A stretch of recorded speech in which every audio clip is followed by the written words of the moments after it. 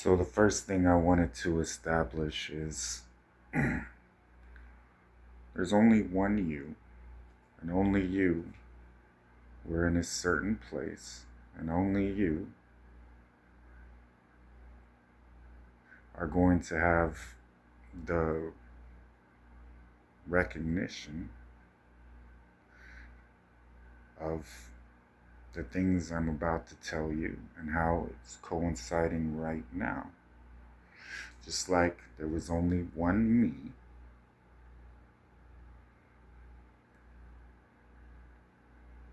except you, again, understood what you understood being this tall. That's why I asked you, how tall are you now? To give you that difference. Okay, now you will understand. Back then, you were in a position where people were making choices for you.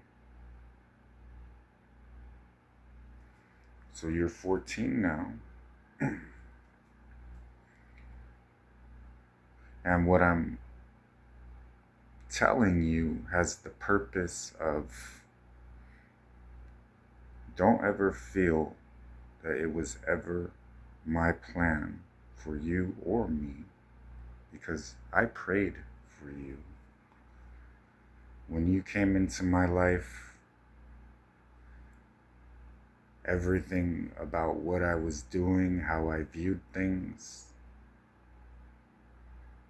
changed forever.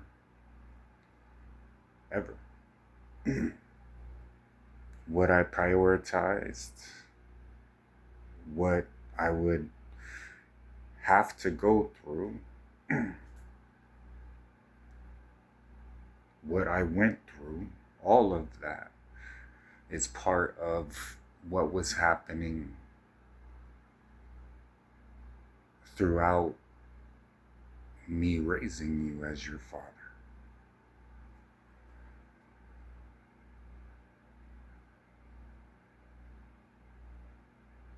This isn't for me necessarily, as far as, well, I missed out on Christmases with you. I missed out on all these times with you.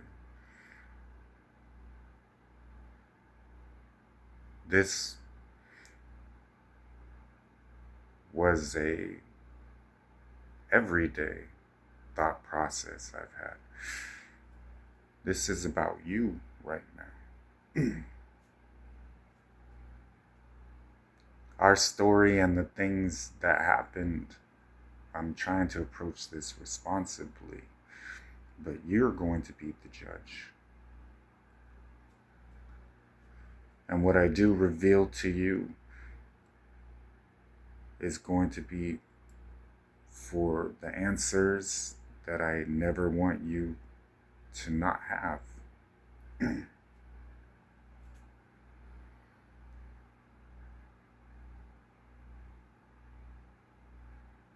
It's gonna also revolve around the answers you'll need, and it's also gonna revolve around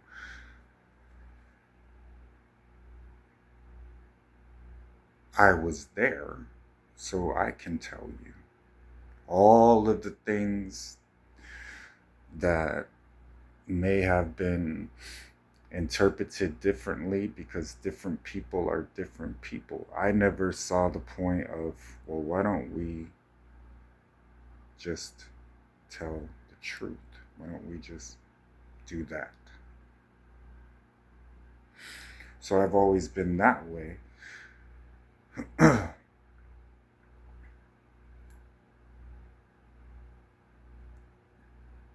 But I'm also, and have always been very careful with you. So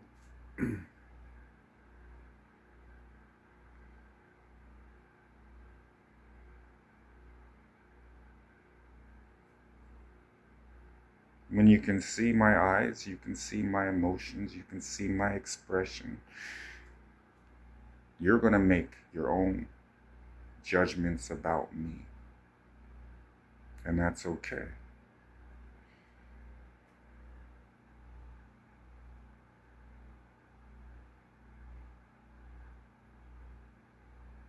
Your situation right now was already seen by God. There's no reason to not include the truth in these things, is how I always saw things. When me and you were coming out of that situation,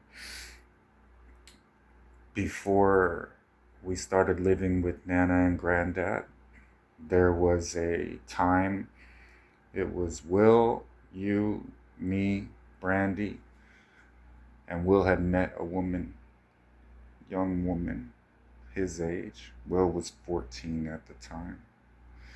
At the time, I was in a stepdad position, and we were a little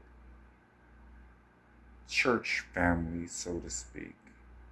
And her name was Faith.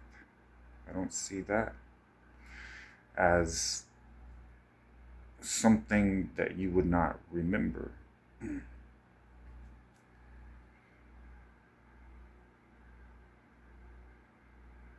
Now, at the time, I was very much about God and still am. And when you have a relationship with Jesus, it's a one on one relationship. And it's where there's so much comfort in knowing you have a Heavenly Father, first of all. So, what I was praying about for you today is the same thing I've done since you came into my life and before that. Praying for you.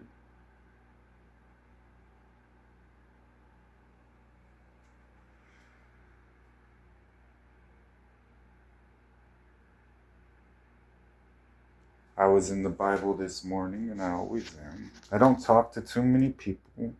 I have my own situation.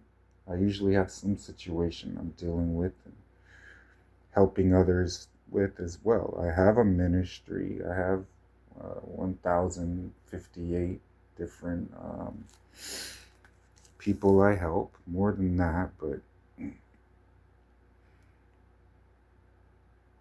I've been focused on this, trying to get wisdom to have the right words and things to say to you.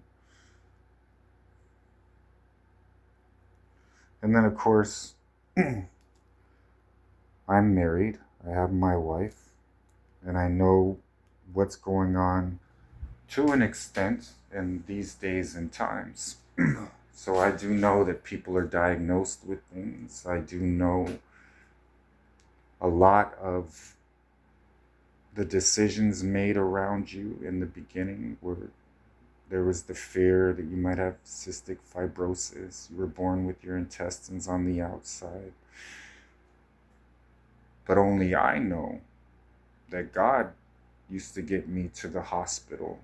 I was working this job, and a lady volunteered to drive me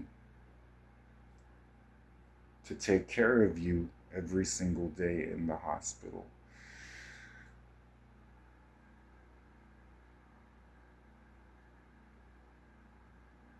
When you were in the NICU,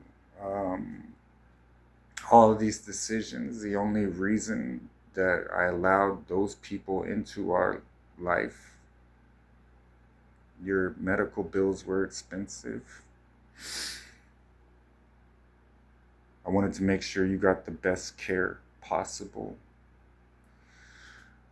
I was dealing with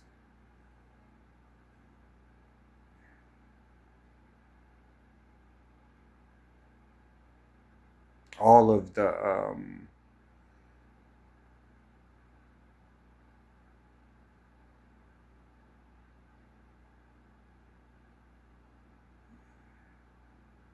you're 14 now, so that your mother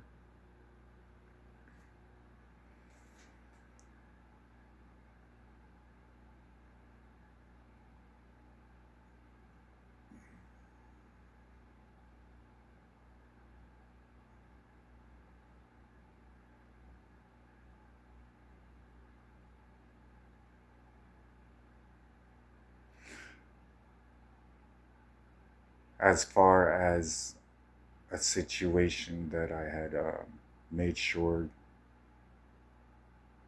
there's a lot you don't know. I'll just leave it at that right now, but we'll answer your questions regarding that. You're 14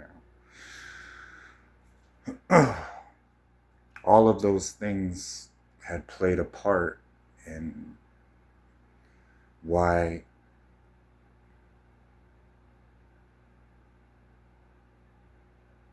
it was so important to me that your life was completely separate. I'll say that. And knowing that someday you would be 14, someday you would have these questions, but it was never in my thought process that I would be like Will's dad in a different state and making this video. But here we are. This is truth.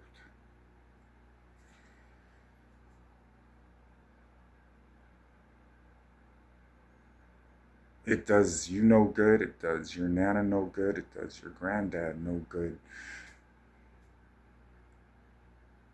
Because my intention is to let you ask your questions. But I'm in a position where what was said to you makes it more difficult unless I have proof.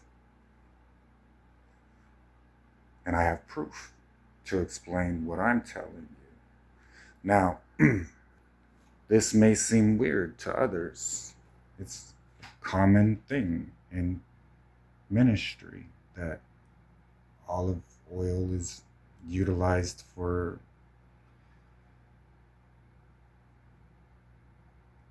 different things in the church. I have my own little church. TV stopped working. I don't act like it didn't. That's why it's here. I've been sitting here working on it. Your dad is actually very smart. I had a top secret clearance in the military, boy. So if I made the decisions I made without God's guidance, then things would be immeasurably worse for you. And they would be worse as far as the terms of the amount of happiness and joy that you bring to others, like your nana, like your granddad, for them. And then all of the love that I always saw you receiving. So much love, so much love, so much love. And you always will. From your cousins. And then you were the youngest at the time. And in my heart, this was always what I wanted for you. You don't know. Me and you did songs together. Me and you. I still have them. I wrote songs for you. I still have them. I made videos for you long before this one. I set up a Facebook page for us. Me and you were on a path, father and son. And then God was with us. Your auntie used to go to church with me. And one day, a pastor named Adina came up to us and she said, I see one of you going on a different path.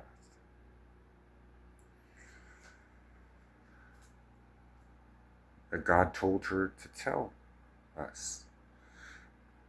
When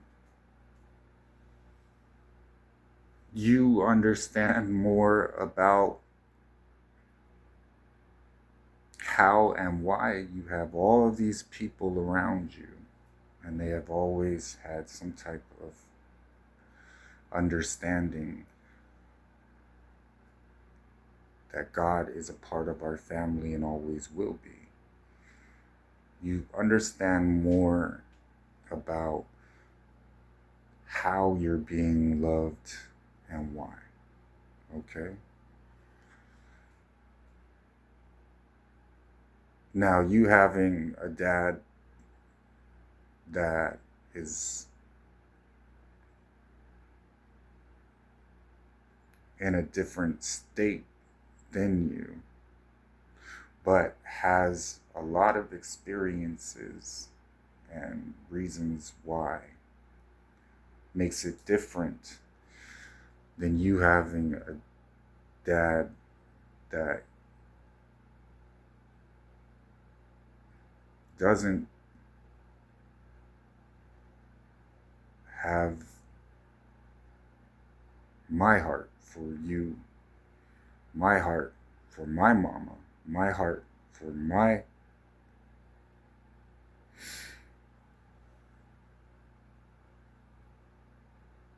father, my sister, my cousins, my nieces, my nephews, my grandparents. A lot you don't know. And you don't know what happened that time in the airport when I didn't make it onto the plane to get home for Christmas. You only know the conversations I've been able to have with your grandparents and what I told them, according to what they could understand, and how they fed that information to you was based on how you've grown. I know my parents well enough for that. And I had told them there's going to come a day he gets old enough, I'm going to have something to say. I love you all. And we're finally at that day. So the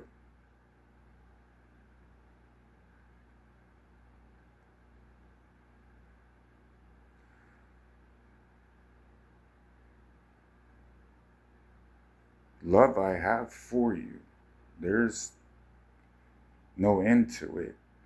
And some of the things that we need to talk about are to prevent further instances of you wondering, for you feeling, well, I've been fine. I just wanted to see what my dad was like. Is he crazy? Is it what people said? All of this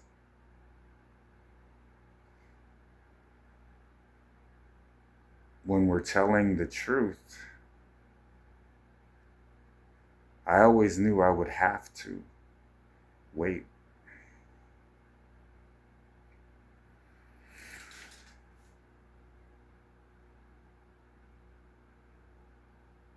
And leave it up to you, first of all. But that's not what I wanted. We,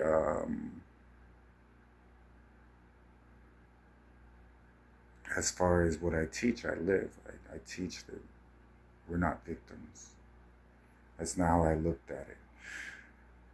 I don't want it to ever be your thought process either, because of how strong you are.